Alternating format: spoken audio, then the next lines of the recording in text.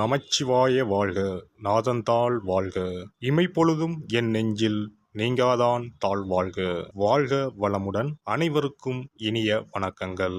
2025ஆம் ஆண்டு மார்ச் மாதம் நடைபெறவுள்ள சனி பெயர்ச்சியால் எந்தெந்த ராசிக்காரர்களுக்கு ஏழரை சனி, அஷ்டம சனி, கண்டக சனி, அர்த்தாஷ்டம சனி நடைபெறப் போகிறது. இதனால் மேசம் முதல் மீனம் வரை 12 ராசிகளுக்கு 2025இல் எப்படி இருக்கும் என்பதனை பற்றி விரிவாக காண்போம். நீண்ட நாட்களாக தனது கும்பராசியில் அமர்ந்திருந்த சனி பகவான் தற்போது கும்பராசியில் இருந்து வெளியேறி குரு பகவானின் ஆதிக்கத்தில் உள்ள மீனராசியில் பிரவேசிக்க உள்ளார். திருக்கணித பஞ்சாங்கத்தின்படி 2025ஆம் ஆண்டு மார்ச் மாதம் 29ஆம் தேதி இரவு 9:44 கும்பராசியில் உள்ள புரட்டாதி நட்சத்திரம் 3ஆம் பாதத்தில் இருந்து மீனராசியில் உள்ள புரட்டாதி நட்சத்திரம் 4ஆம் பாதத்திற்கு பெயர்ச்சியாக உள்ளார். முதலில் நாம் காண இருப்பது ஏழரை சனி.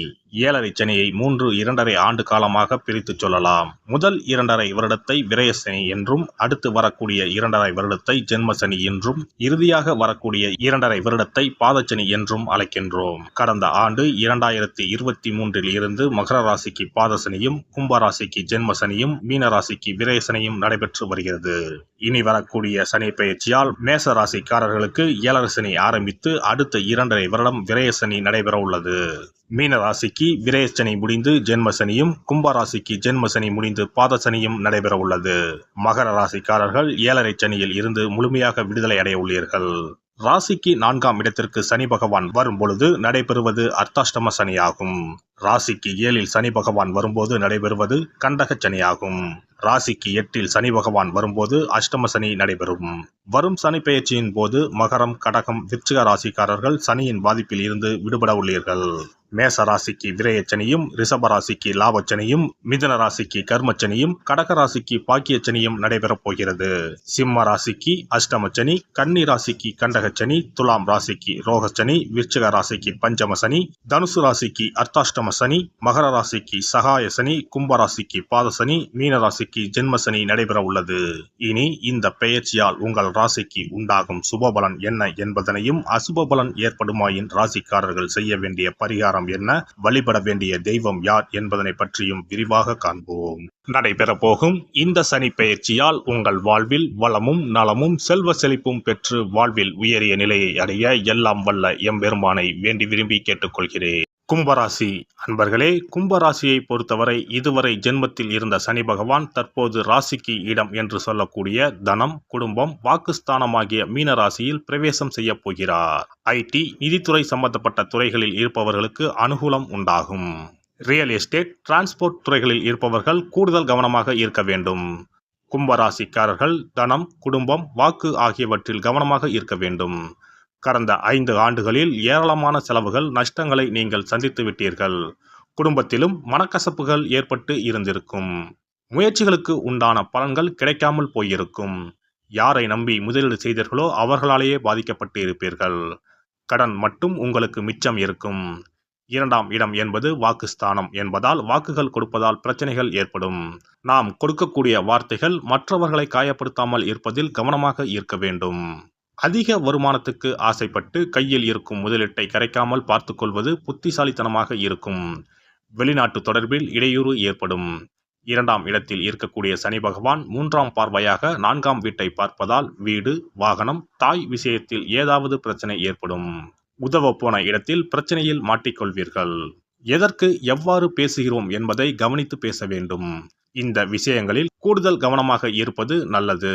பற்கள், அடிவயிறு, முதுகுவலி ஆகியவற்றில் அதிக அக்கறை எடுக்க வேண்டும். வெளி உணவுகளை தவிர்ப்பது நல்லது.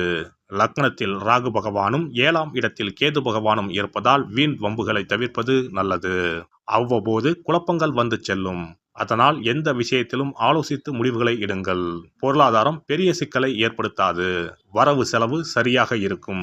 எவ்வளவு பிரச்சனைகள் வந்தாலும் அதை சமாளிப்பதற்கான ஆற்றலும் இருக்கும். ஏழரை சனியின் கடைசி காலத்தில் இருந்தாலும் ராசியில் குரு பார்வை வருகிறது. அதனால் சில நன்மைகள் நடக்கும். 11ஆவது இடத்தில் சுக்கிரன் இருப்பதால் பணத்தில் பெரிய நெருக்கடி இருக்காது. கவலைகள் நீங்கி மன நிம்மதியும் கிடைக்கும். மாணவர்களை பொறுத்தவரை கல்வியில் கூடுதல் கவனம் தேவை. குழந்தைகள் சம்பந்தப்பட்ட விஷயத்தில் இதுவரை எந்த போக்கில் போனீர்களோ அதே வழியில் செல்வது நல்லது. தெரியாத ஒரு விஷயத்தில் குழந்தைகளை படிக்க வைப்பது பிரச்சனைகளை உருவாக்கும். பெண்களை பொறுத்தவரை திருமணம் வரன் விஷயத்தில் கவனமாக யோசித்து முடிவுகளை எடுக்க வேண்டும். 2ஆம் இடம் குடும்பஸ்தானம். 2ஆம் இடத்தில் உள்ள சனி பகவான் குடும்ப வாழ்க்கையை எதிர்பார்த்து காத்திருப்போருக்கு ஏமாற்றத்தை கொடுப்பார். அதனால் கூடுதல் கவனம் தேவை. மாற்றுத்திறனாளிகள் முதியோருக்கு அன்னதானம் செய்ய வேண்டும். கைவிடப்பட்ட குழந்தைகளுக்கு உதவி செய்வதால் 7.5 சனியின் தாக்கம் குறையும். சுதர்சன யாகம் செய்யலாம். மகாவிஷ்ணு, நரசிம்மர், ஆஞ்சநேயர் வழிபாடு நன்மையை தரும். சிறப்பு பரிகாரம். நவ கிரகங்களில் சனி பகவான் நீதி தவறாதவர்.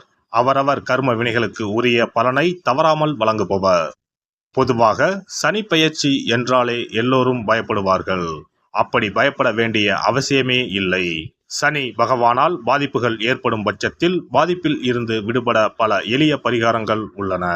ஒரு கைப்பிடி பச்சரிசியை எடுத்துக்கொண்டு அதை நன்றாக பொடி செய்து கொள்ள வேண்டும். பிறகு சூரியனை வழிபட வேண்டும். சூரியனை வழிபட்ட பிறகு குளக்கரையிலோ மரத்தின் அடியிலோ உள்ள விநாயகரை 3 முறை வலம் வந்து வழிபட்டு விட்டு பொடி செய்த பச்சரிசி மாவை தரையில் போட வேண்டும். அப்படி போடும் மாவை எறும்புகள் எடுத்துச் செல்லும். குறிப்பாக வன்னி மரத்தின் அடியில் இருக்கும் விநாயகரை வலம் வருவது மிகவும் விசேஷம். இந்த பரிகாரத்தை எப்போதுமே தொடர்ந்து செய்வது மிகவும் நல்லது. ஒருவருக்கு சனி தசை வந்துவிட்டால் அவருக்கு சந்தேக புத்தி வந்துவிடுகிறது. யார் சொல்வதையும் ஏற்றுக்கொள்ள மாட்டார்கள். குறிப்பாக அஷ்டமத்து சனி மிகவும் கஷ்டப்படுத்திவிடும்.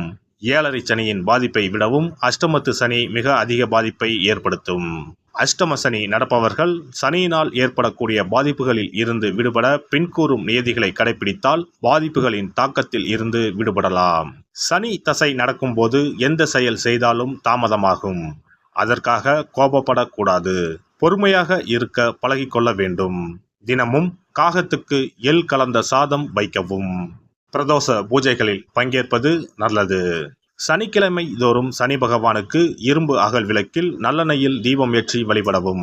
கருங்குவளை மலர்களால் சனி பகவானுக்கு அர்ச்சனை செய்து வரலாம். வன்னி மர இலைகளை மாலைகளாக தொடுத்து சிவபெருமானுக்கு சனிக்கிழமை தோறும் சாற்றி வணங்கி வழிபடவும். சனிக்கிழமை அன்று அசைவ உணவு கண்டிப்பாக சாப்பிடக்கூடாது. சனிக்கிழமை தோறும் நல்லெண்ணெய் குளியல் செய்தால் கெடுதல் குறையும். விநாயகர் வழிபாடு செய்யலாம். அனுமன் வழிபாடு சனி பகவானின் தொல்லைகளை குறைக்கும். ஞாயிற்றுக்கிழமை மாலை ராகு கால வேளையில் கால பைரவரை வணங்கி வரலாம். தேய்பிறை அஷ்டமி நாளில் கால பைரவரை வணங்கி வருவது நன்மை தரும். ஏழை மாணவர்களின் படிப்பு செலவுக்கு உதவலாம். சனி பிரதோஷ வழிபாடு செய்வது சிறப்பு. அன்னதானத்துக்கு உதவி செய்யலாம். சித்தர்களின் பீடங்கள், ஜீவ சமாதி பீடங்களுக்கு சென்று வணங்கி வழிபடலாம். வன்னி மரத்தை சுற்றி வந்து வணங்க வேண்டும். இதனால் சனி பகவானின் கொடுமையான பாதிப்புகள் விலகிவிடும். பிரதோஷ காலத்தில் சிவபெருமானுக்கு வில்வ இலை கொடுத்து வணங்க வேண்டும். தினமும் ராமநாமம் ஜபித்து வந்தால் சனி பகவானின் தொல்லையிலிருந்து தப்பிக்கலாம். கால்கள் இல்லாமல் நடக்க இயலாதவர்களுக்கு இயன்ற உதவியை செய்யலாம். இந்த வழிமுறைகளை முறையாக கடைபிடித்து சனியினால் ஏற்படக்கூடிய பாதிப்புகளின் தாக்கத்தில் இருந்து விடுபடலாம். எல்லாம் வல்ல இறையருளால் நீங்களும் உங்கள் அன்பு குடும்பமும் உடல் நலம், நீலாயுள், நிறை செல்வம், உயர் புகழ், மெய்ஞானம் ஓங்கி வாழ்க வளமுடன். இந்த வீடியோ பதிவு உங்களுக்கு பிடித்திருந்தால் லைக் பண்ணுங்க, கமெண்ட் பண்ணுங்க, ஷேர் பண்ணுங்க. மறக்காம சப்ஸ்கிரைப் பண்ணுங்க. பக்கத்துல இருக்கிற பெல் பட்டனை கிளிக் பண்ணுங்க. நன்றி, வணக்கம். ஓம் நமச்சிவாய. சிவாய நம.